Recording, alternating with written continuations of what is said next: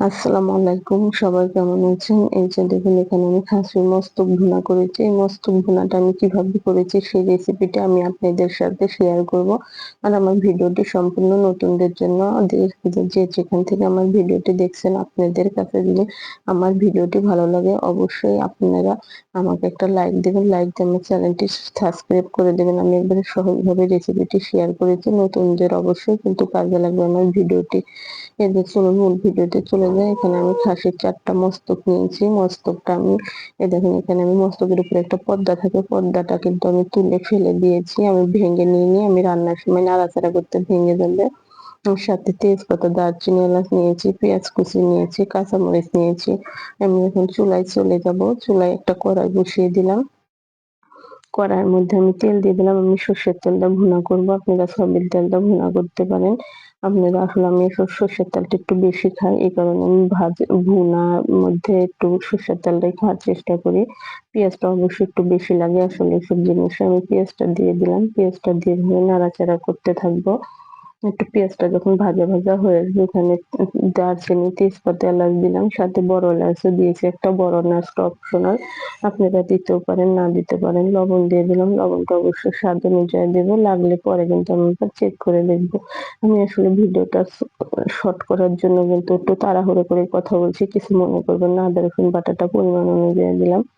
আসলে বেশি বড় করলে ভিডিও কেউ দেখতে চায় না। এজন্য এখানে নেড়েচেড়ে এখানে আদা রসুনটা পেঁয়াজের সাথে ভালোভাবে নেড়েচেড়ে আমি পানি দিয়েছি। পানিটা দিয়েছি মসলাটা কষার জন্য। এখানে আমি জিরা বাটা দিলাম। এখানে আমি লাল মরিচের গুঁড়া দিয়ে দিলাম। এখানে কাঁচামরিচ দিলেও কিন্তু মরিচের গুঁড়াটা লাগবে। এখানে ধনিয়ার গুঁড়া দিয়ে দিলাম, সাথে হলুদের গুঁড়া। সবকিছু আপনারা পরিমাণ মতো দিয়ে দিবেন। এটা আমি ভালোভাবে নেড়েচেড়ে নিয়ে একটা ঢাকনা দিয়ে ঢেকে দেব।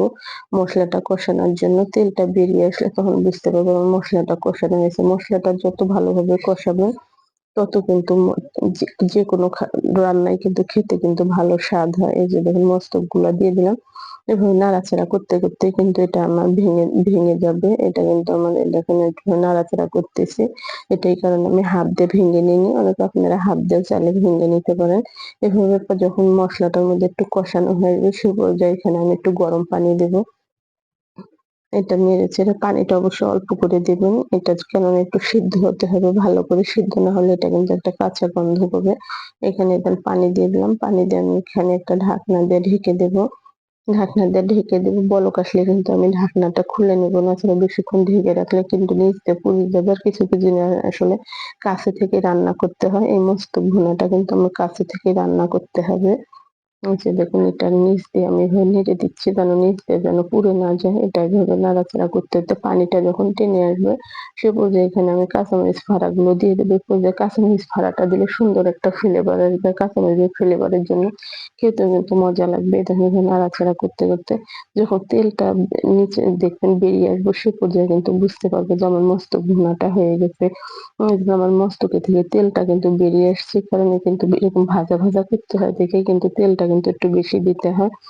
দেখুন আমার মস্তক ভুনাটা আমি এখন চুলায় থেকে নামিয়ে নেবো। এই যে নাড়াচাড়া করে এই পর্যায়ে কিন্তু আমি নেমে নেবো। আপনার এভাবে তেল বেরিয়ে আসলে তখন নামিয়ে দেখতে কতটা লোভনীয় লাগতেছে।